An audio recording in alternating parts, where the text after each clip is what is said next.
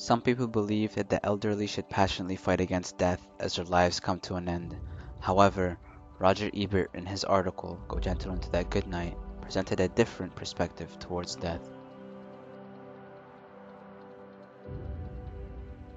Roger Joseph Ebert was an American film critic, film historian, journalist, screenwriter, and author. He spoke through the medium of text, reviewing films and writing blogs on his website. In 1975, Ebert became the first film critic to win the Pulitzer Prize for criticism, and in 2014 he won the Illinois Prize for Lifetime Achievement in Journalism.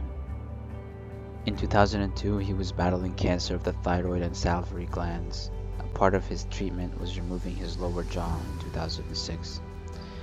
Even though he was in tremendous pain and this left him severely disfigured, he was able to surpass it and resumed publishing frequently until his death on April 4th, 2013.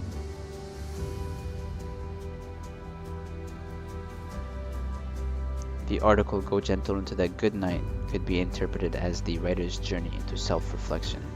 It is a combination of the writer's beliefs and his real-life experience. When Ebert's cancer returned, he began reckoning with his own death. In 2009, a blog entry titled Go Gentle into That Good Night, Roger summarizes his beliefs about life. The article provides a counterview to the popular poem Do Not Go Gentle into That Good Night by Thomas Dillon, written in 1951. In the poem, Thomas's main point was no matter the situation, we should not go down without a fight. We should be angry towards the dying of the light. Life comes once, and we should fight to be a part of it a little longer. On the other hand, Ebert has accepted that death is a part of life. He said, I know it is coming, and I do not fear it. He believes that every day is a gift, and that being close to death gives us a greater gratitude for life.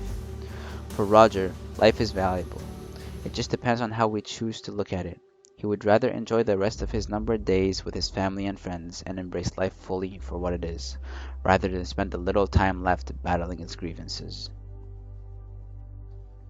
Going back to the article, Roger Ebert said, I am 66, have had cancer, will die sooner than most of those reading this. He was grappling with the idea that death is nearby. It can happen at any moment, and there is nothing anyone can do about it. He has readily accepted this fact and would like to spend his remaining days in a matter of his choosing. One of the factors that contributed to Ebert's optimism is the fact that he cannot do anything but smile. After getting his jaw removed, he was unable to frown, which made him a brighter and happier person. Death is inevitable. Robert Ebert said, What I expect will most probably happen is that my body will fail. My mind will cease to function, and that will be that. My genes will not live on because I have had no children. The goal of his text is to make the most out of what you have. Focus more on what really matters rather than getting upset over small, trivial things. Spend the time wisely, believe in yourself, and go into that good night gently with a smile on your face, knowing you made the best out of what was unfairly given to you. His wife was there to support him in every step of the way. They both loved each other dearly. A battle with cancer is not easy. The power of love is a good asset to have in the long and difficult journey that disease brings. One of Roger's famous quotes in this article is, Kindness covers all my political beliefs. No need to spell them out. Expressing his belief that the role of each individual in this world is to be kind to one another. He also goes on to say that if you make someone unhappy, that is a crime in and of itself. Happiness comes through kindness. We should take a little time out of our daily lives and spend it on making ourselves and others happy. He argues that this is ultimately what we are in this world for. That is the main contribution Mother Earth demands from us. He says he didn't always think of life in such a way, but he was happy to live long enough to discover what roles we play as humans in a social society. Since Ebert was born and raised as a Roman Catholic, the text shows his belief in eternity. This is reflected in his words, My lifetime's memories are what I have brought home from the trip.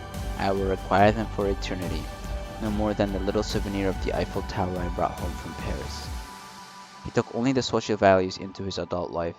He says that he is not religious, at least not in the traditional sense of accepting that an all-powerful entity above the sky created all of life. People have put labels on him in order to understand him better. However, assigning a label for his beliefs was controversial. He does not agree with them, as how can others understand him if he is still trying to understand himself? He does not believe that faith is required to go into death. After death, mind and body would cease to exist, and he questions the idea of how one is supposed to stay faithful in eternal life, and after death, if the source of these thoughts no longer exists. He asks that one of the fundamental bases of religions should be the freedom to not insist on everyone's belief in it. Ebert was a long-time cancer patient, and after his unsuccessful first cancer surgery, an artery was ruptured, and he was declared dead at the scene. The doctors were unable to get a pulse from his body, and they thought he was finished. His wife sensed a heartbeat telepathically, which he calls her the unison of love. She knew he was still alive even though a pulse was not detected. She told the doctors this, and they were able to bring him back to life. For individuals like Roger Ebert, they lived at the brink of death's door, and in cases just as this, even those that had passed that barrier into the unknown, he does not know the feeling of being there. Since he knew he was there, he is comforted by this fact. If he were to drop dead while writing this article, he says he would die a happy man. He did what he could, and he contributed to this world as he thought he should.